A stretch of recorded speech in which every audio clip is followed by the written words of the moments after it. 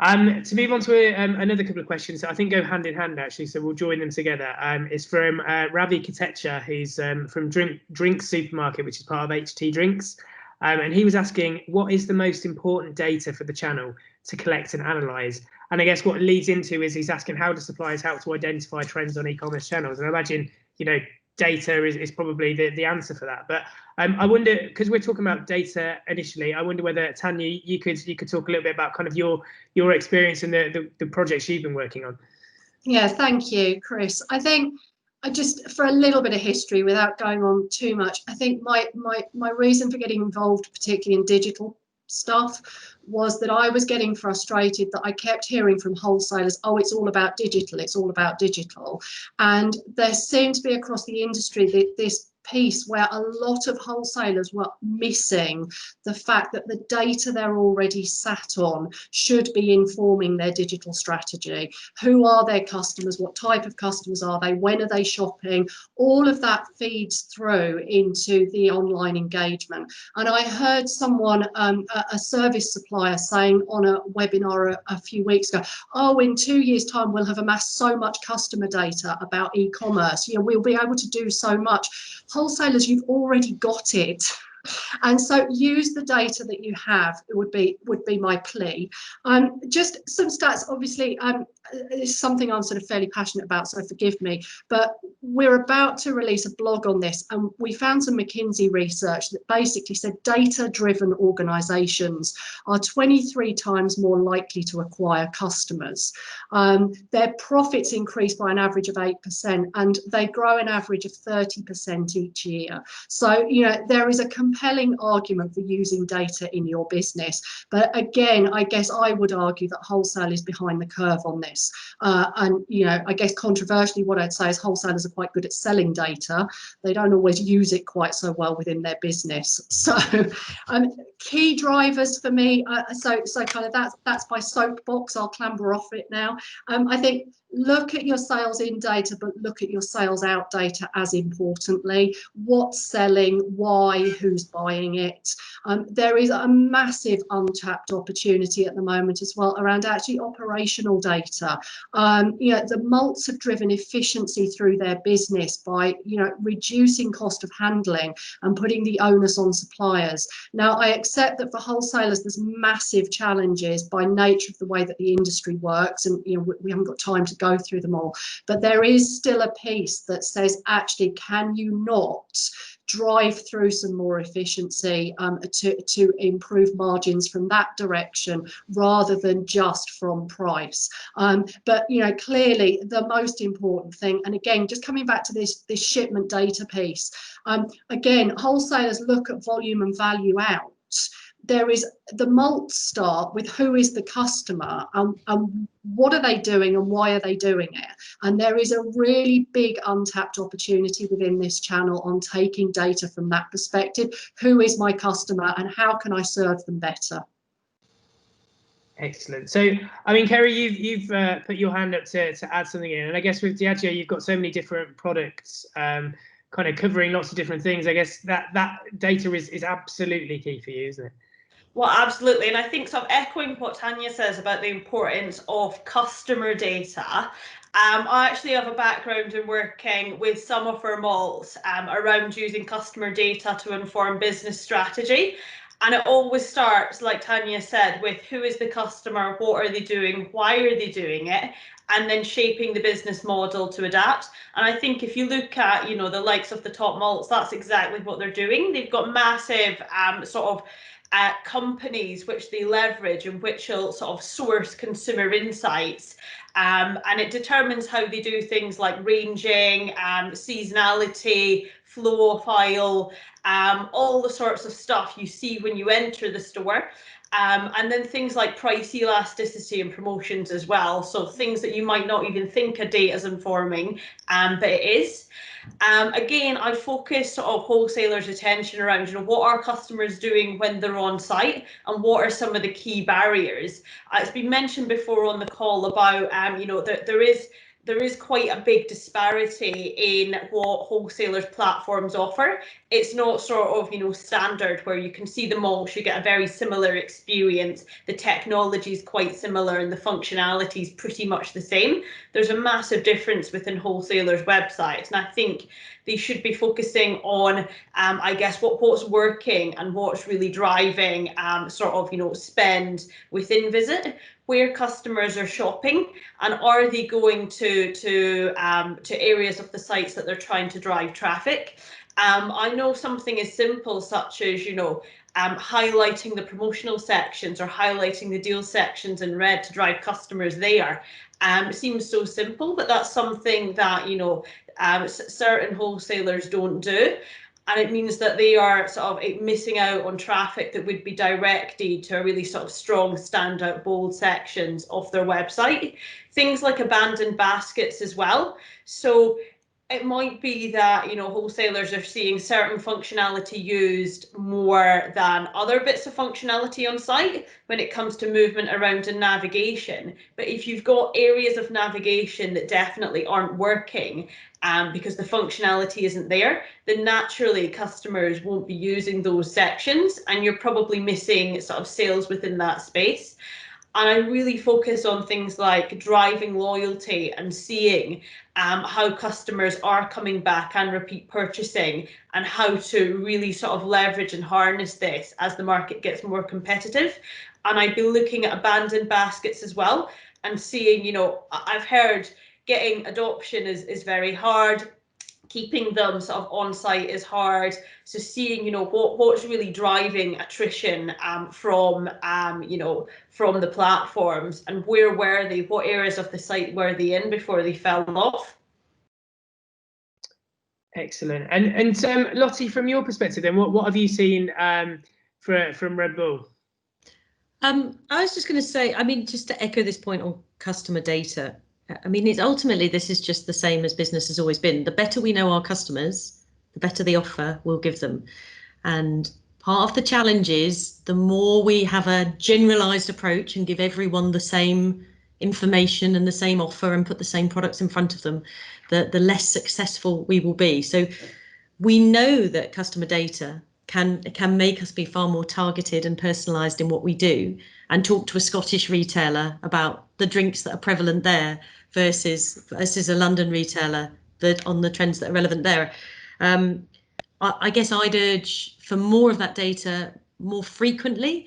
You know, we're in a very fast moving shopper environment right now. You know, I would love to be able to know more about your customers quicker and what's changing in their businesses quicker, so that we can adapt the messages that we're sending them. The other point I'd say, which is very boring, is we just need to be better at sharing how big the slice online is within your businesses, within our businesses. And that sounds like a really simple thing to do, but I don't think we do it perfectly yet. You know, when I think about my grocery business, I just tap on Nielsen or IRI. I can see the latest week, the latest day of how much is online versus offline. I still think there's people within the leaderships of lots of FMCG businesses that don't understand how online your businesses now are. And it's our job, you know, me, Kerry, Tom, on the call, to really drive those messages home. And the more data we've got, the better we can do that for you, and the better we can adapt the offer that we're giving you to make it most suitable. But yeah, data is king. Thanks, Tanya. More data. So it'd be good to hear from the wholesalers. And I know Mushtaq, you wanted to add something. Yeah, that's right. I think if a generic question is asked, like what data is important, and if that question goes to like a big data company or a data science guru or whoever it is, their short answer will be anything and everything, because that's what they love. Like big data companies and data science scientists, they love every piece of information, and they can actually bring then some hidden insight to the forefront to help the businesses. The reality is the manpower, the wage bill, the technology bill for all of these can be very, very big. So as wholesalers or as even retailers, everybody should actually think about what is the most important part first, and then second and third and so on. They break it down. Now, I mean, I'll give some interesting example of what we found from our data set.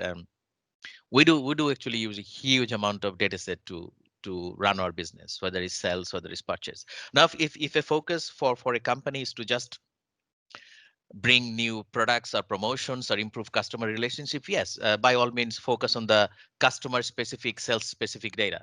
But if the focus is on really improving the relationship with the suppliers, then you need to look at all your purchase data, your customers, suppliers delivery data, who is doing the delivery on time, who is sending half of the stock you have ordered on your purchase, things like that. So that's one thing. But then if you want to have a total service package, how your drivers are behaving on the road, how our customers are putting Google review or Trustpilot review, things like that, how they're reacting on the social media. So all of the data points are relevant.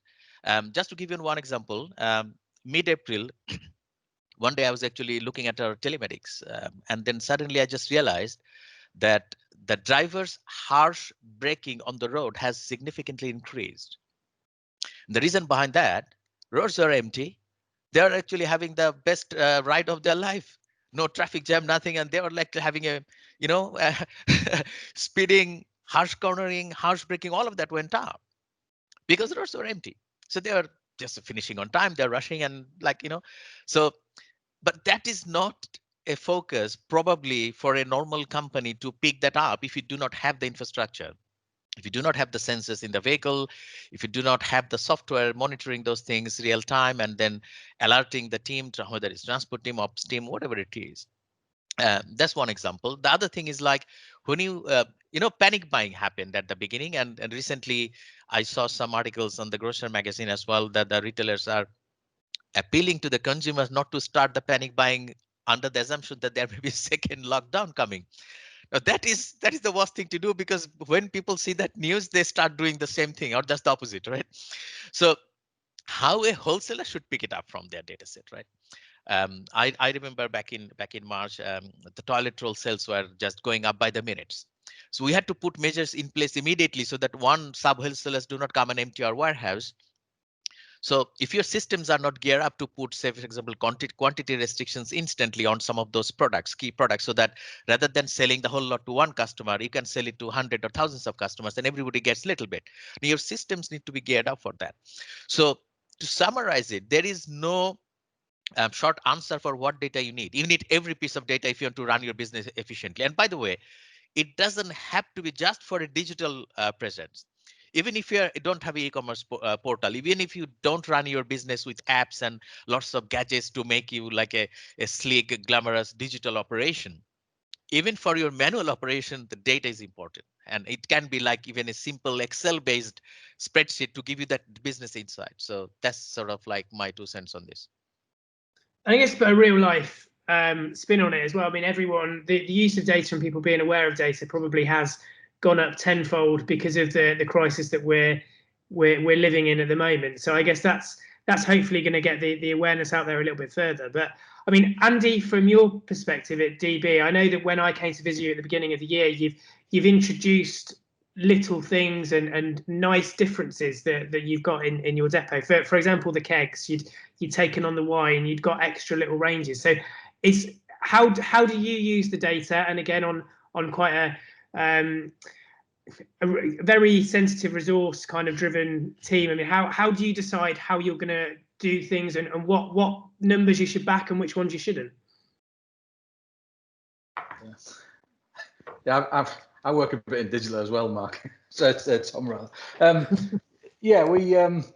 I mean, in terms of what the questions are, in terms of what's the most important data, it's all of it. We collect all of it. It's all interacts in one way, shape, or form. Everybody thinks, oh, it's sales, but if you selling everything to one customer, then without knowing how many customers you're selling to, that piece of data is not useless, but it's more useful when you know that you're selling it to 100 customers or one customer, and then it's more useful again if you know what the margin is on that and whether you're making any cash or anything else. It's also interesting to know what you're selling alongside that in terms of a basket. Each time you add a nugget of information, it increases the power of the information exponentially, to be honest. So the clear answer to that is that actually it's all of it. The challenge is exactly what Mustak said, is that for this sector and us as a business, I have no resource to we don't have enough resource to analyze it. Now, the tools are there, but they're still expensive, and ultimately they still require, they require some commercial knowledge and understanding to make judgments based on that information. And that's the challenge for us as a business and us as a sector. And I think there's probably a great opportunity for Tanya to provide more tools to automatically look at some of those data feeds and produce some outputs, to be absolutely honest. But yeah, it's definitely driven us in terms of understanding from both, as Mushtaq says, in terms of we've got digital information that's coming in terms of, we've got total information in terms of total sales, whether we sell it in a cash and carry or whether we sell it as a delivered business. And then we've got more specific web information, which is really, really powerful in terms of Google Analytics and trying to work out how, where, when a customer's shopping, and using that information automatically to then market to those customers, basically in terms of aping Amazon is where I'm trying to get to.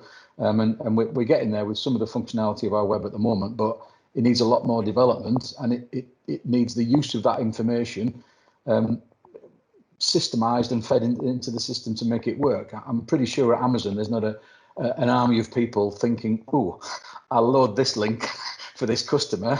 It happens automatically in milliseconds when you or I go on and search products. We're getting close to some of that, but the resource to go and deliver it is significant, to be honest, and that's absolutely the biggest challenge for us to try and move this forward. That there isn't the resource, both pound note capital in terms of the cost of the kit and the software, and then probably bigger human capital. There isn't the people out there, and actually we then can't afford to employ them. Well, that's a misnomer, because actually that's the point. We should be spending money on these people, to be honest, but trying to find them is challenging, to be honest. And Tanya, you wanted to add something on that, I think? Yeah, I think it's just around the resource piece. I mean, having managed wholesale data since the late 90s, the analogy I've always used with shipments data is that, you have an accounts package to look after your financial health in a business, and you employ an accountant to look at those numbers. When you have a data management system, the industry has kind of thought that once you've put that system in, the job's done, and that actually it will run itself. And you need people who are skilled to look at those numbers and interpret them and tell you what to do with them. Now, I think there is a piece here, and again with e-commerce, we're now in this place where you're getting lots of data off your websites and off your platforms, and you need skilled resource to look at that data and understand what's happening and then act accordingly. And I think there is a strong and compelling argument, and Andy, you made the point at the end, that maybe it isn't about looking at it as a cost, because actually what you should be getting is a return off it. And I think that is the only way the industry is going to change, is if it stops seeing it as a fixed cost of resource on top of a data management system, and more about a means to generating more revenue and more profit. Yeah, I mean, just sorry, because I haven't got my hand up. I'm sorry, but just to kind of add to that, it was the question of what can suppliers, how do suppliers help to identify trends on e-commerce channels? Well, the first is you need the data, and you need our data. Now, we do share data with one or two people on the screen here already, and ultimately, because of the nature of our business and the channel, a lot of the time we commercialise that data because we need that revenue. That's income. That goes back to the point we're making about the sustainability of this channel and the margins that are made.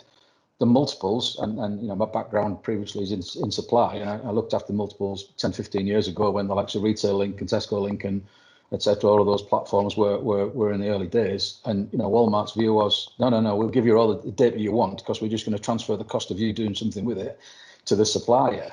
Unfortunately, there isn't that mentality in this channel, and actually, there's not a luxury either. It's this dichotomy that really we need suppliers to either fund us better to be able to make a profit, and sometimes that means selling our data. But that's holding us all back, because it's holding us back. Because really, we need you to have all that data and unleash all the power of those teams that you've got sat there as suppliers and digital understanding and knowledge that I can't buy off, I can't find or afford to pay for, but I've got the data. So it's a bit of a tricky one, and I sit on both sides of the fence, because I've still got a bottom line to protect here and and a commitment to this business to make money, and this is an asset that I can actually earn a revenue for. But I also understand maybe what it could do if I actually gave it away.